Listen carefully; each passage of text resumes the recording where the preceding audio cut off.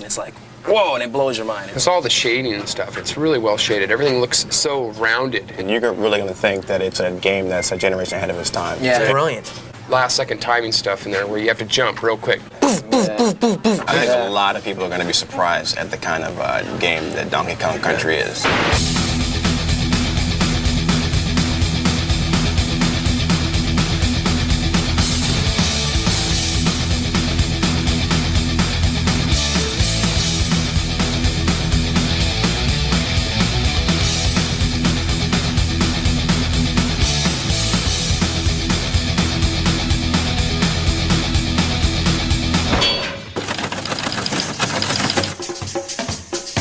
Here we are today on our way to Redmond, Washington to take an exclusive insider's look at Nintendo's new revolutionary yet unreleased game, Donkey Kong Country. Where do they get a load of us? Guys, we finally made it. Nintendo of America, the fortress. Let's find out what Donkey Kong Country is all about. Let's go inside. Let's do it. Hey, it's Ken Lobb, development manager. Hey man, how's it going? Donkey Kong Country, how you doing? Ken, what is the deal with this here? Yeah, we get a lot of letters and they like to put pretty pictures on the front of the envelope, so we'll like stick it on the wall, you know? So, Ken... You want a banana? No thanks.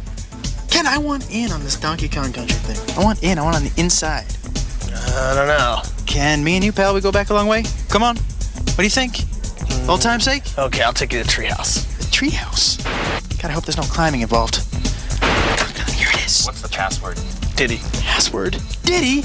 Yeah!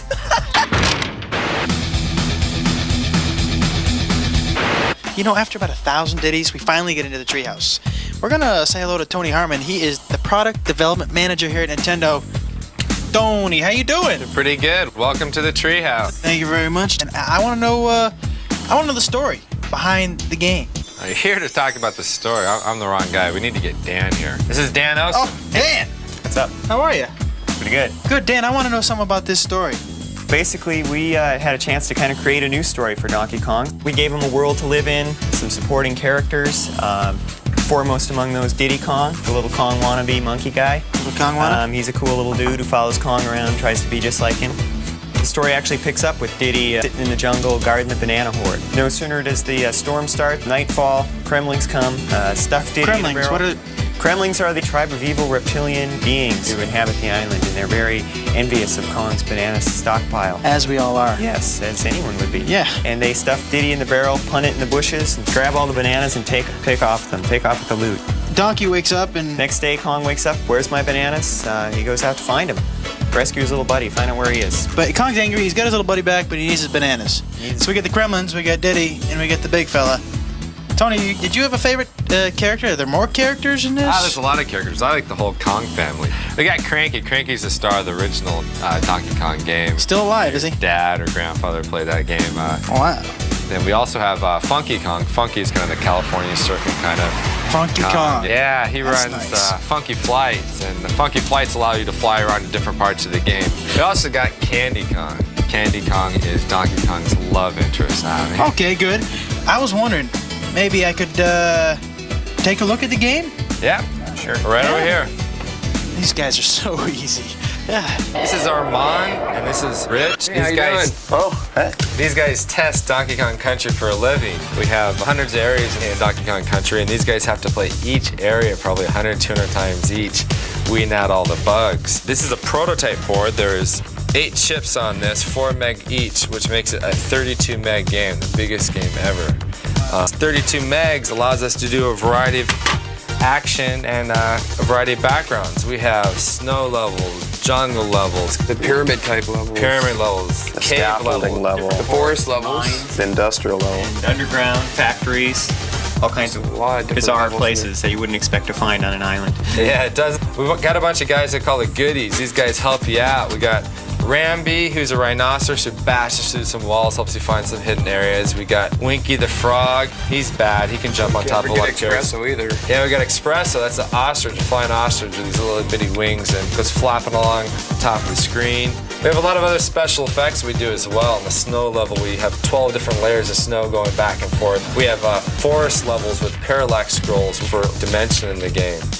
How did this project get started? Visited my friends at Rare. Rare's been working with Nintendo for a number of years, and Tim Stamper, the head creative person there, was telling me about an idea he had to make a game out of fully rendered characters. Tim, I was just curious as to how you made them look so real. Because we're based in Twycross, we have a zoo about 2 miles away. Ah, you went to the zoo. The zoo, yeah, and had a good look at the gorillas and the monkeys, and with video cameras, it was pretty funny. Hey, big fella. Hey, there's Diddy. Diddy and Donkey. Oh, get out of the way, Diddy. How's it feel to be the prototype, fellas? Using advanced computers to produce a three-dimensional model that we can display on a computer screen. So, what do we got to eat here? Well, today we got the cream of banana soup, the banana and peanut butter sandwich. Hey, well, your name is George, George Zachary from Silicon Graphics. I was wondering if you could help me out a little bit in explaining the game. Sure, it's a really cool game. It was created on this thing called the Challenge, which is this really advanced supercomputer.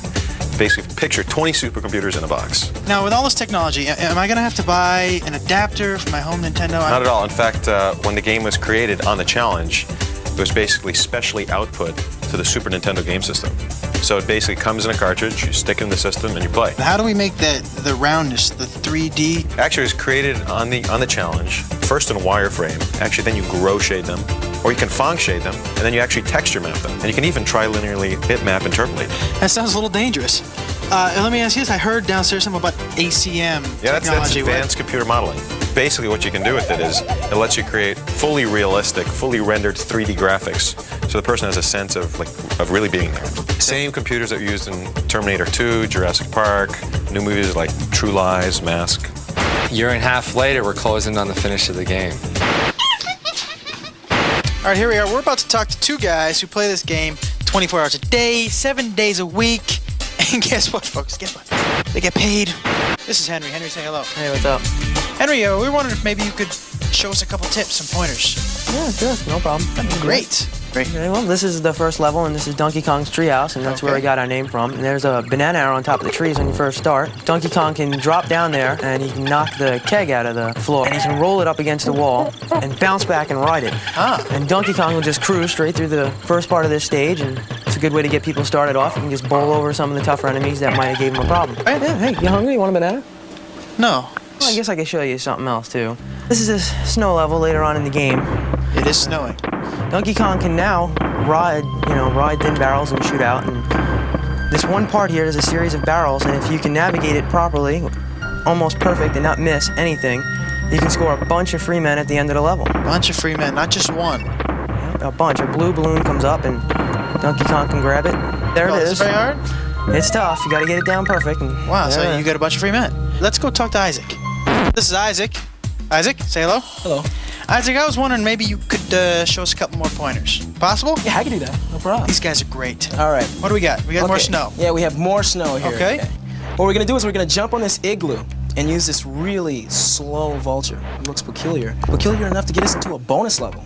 Bonus. And I must say, this is one of over 100 bonus levels. 100 bonus levels. Yeah, and in this bonus level, Not you something have you see in every game. Absolutely. You have to guess which barrel that this golden medallion's gonna wind up in. Like to take a guess? Yeah, the far right. Okay. Oh, you're very good. Very good. Okay, the second tip I'm gonna show you, it involves our little friend Diddy. Diddy? Yeah, Diddy's the cool guy. You walk over to this little thing here, you jump on top of it, you're gonna grab that rope, let the rope take you over, jump right on top of that little stump in the ground, pick up the TNT, walk over to this oil can, blow it up, fall right into another bonus level. Now what you want to do in this bonus level is jump out of this canister here, out of this little can, and grab the balloon. So we have some pointers now. Good thing you came with us, because you learned some things today that, boy, you're not gonna learn just anywhere else. You thought it was gonna be a waste of your time, didn't you? Fried green bananas, bananas au gratin.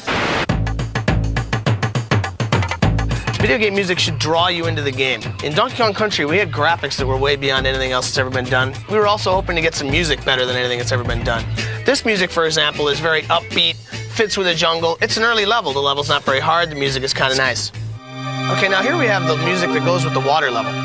Now in this level, you've just finished a really, really hard level in the game. We use this music and this fairly easy level as kind of a reward.